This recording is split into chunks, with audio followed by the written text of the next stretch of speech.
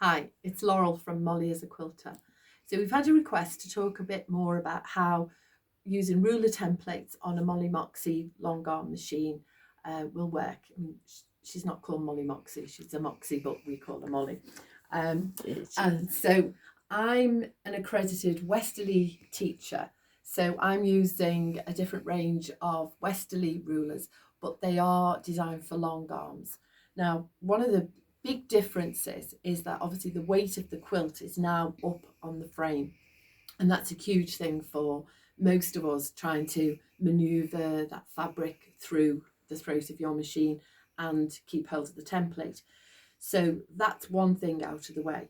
But I've had to change my whole mindset of how I'm actually using the template on the machine. One of the things as well, I'm left-handed, so I'm very left dominant, and how I would do things is quite different. So I've had to have a few practices, but once it's clicked, I think, now I know what I'm doing.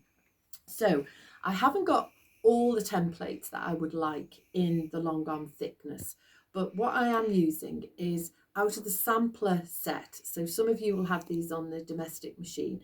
This is the 6-inch spiral.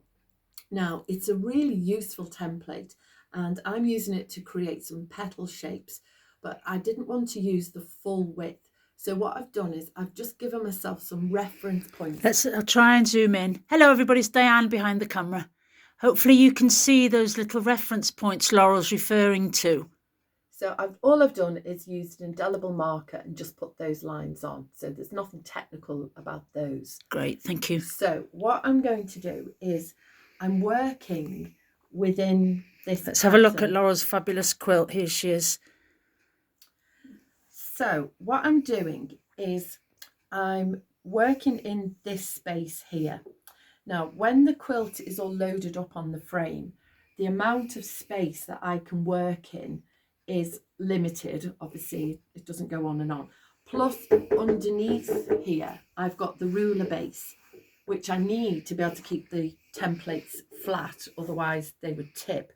So at the front, that reduces the amount of space I can work on as well. So there is a little bit of rolling backwards and forwards to be able to fit everything in, but that's a small price to pay for the fact I haven't got to drag it around.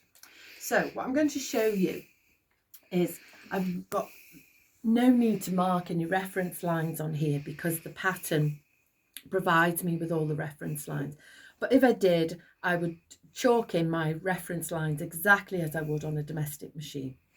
I've got the ruler foot on, needles exactly in the centre, so it's 1/4 of an inch away, just the same as on the domestic machine. I've put my needle down, needle up, brought both threads up onto the top to set the tension exactly the same as you would do on the domestic machine. Now, with this template, it works just as it does in other practices. So I'm putting the hook around the foot, and the top little reference line I've got, I'm lining up with this seam line. Now, I'm holding the template with my left hand while I operate with my right hand, and I've got to drive the machine around here. So this is where I had to have a little think. So it'll get slightly noisy for a second.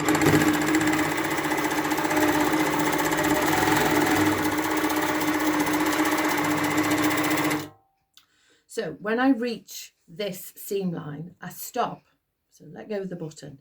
Now what I want to do is stitch on the other side to come back. And all I do is rotate the template so that the hook is now going into the foot on that side. And I'll just get rid of those 2 threads there and bring the reference line. So there's my little reference marker back in place. I'll just come round to the other side, Laurel, just so I get a slightly better view. Sorry, people, are trying to do as slowly as I can. There you got a better view there of what Laurel's doing with that ruler.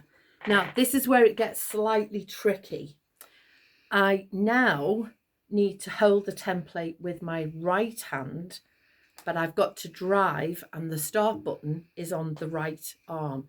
So this time I'm moving my whole body around. I'll just show you. So there we go. So instead of standing square in front, I'm holding the template with my right, but I've moved myself around.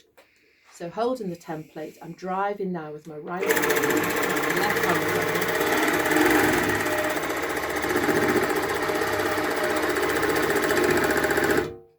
So you can see there's a bit of crossing over, but it works. Now, I can do this top line. So I'm back in the centre. So what I'm going to do now is the hook always goes around the foot, line the reference line up here, and I'm back holding with my left hand, driving with the right.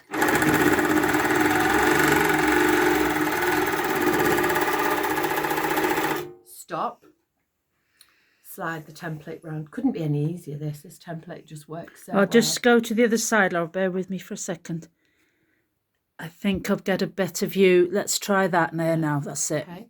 So again, I've switched hands. So on the domestic machine, you might turn the fabric around, but don't forget your feet will be driving the machine and your hands would be moving around. So, well, we can't do that. And the start button is only on this right-hand side. So that's one of the things that took me a little while to work out. So if I hold the template with my left, I can drive it this way. But if that isn't working for me, which it doesn't feel right, switch over, put my right hand on, because I could just stop the machine.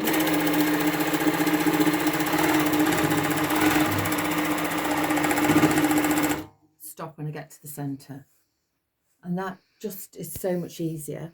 Then swing the template back around, which I'll do it that way just to make it easier for Diane filming.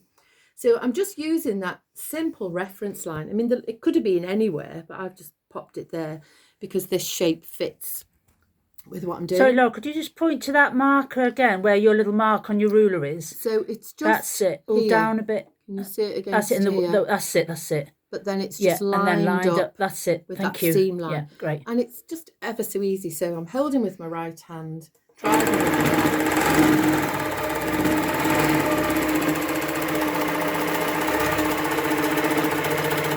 And the same with working with rulers on our domestic machines. Everything is a bit slower. So I think as well, people think, oh, the long arm, it's going to be all crazy, fast. And maybe it is for some people. But with ruler work, because we're looking for that precision and we want to end at a certain point and we've got our reference lines, the whole thing is much slower. Okay, it's taken me ages to do this because it's much slower. And we've been filming and interrupting you and perhaps talking, Laurel, possibly. I don't remember any of it. So, going to do this last rotation just to bring you round. So, again, if you can work it whichever way would work for you, but I haven't got any fabric to drag around. So this angle I find the hardest, coming back round here. So I'm going to start holding with my left hand. I'm going to drive with my right. But when I get to that point, I need to turn because I can't bring my arm round. Really easy. Leave the template exactly where it is. Change position. Right hand's held. So you can see Laurel's more. And back. And we've got those perfect curves. They come up really clearly on the camera. Yeah. These little petals. So the last one to do will be down here.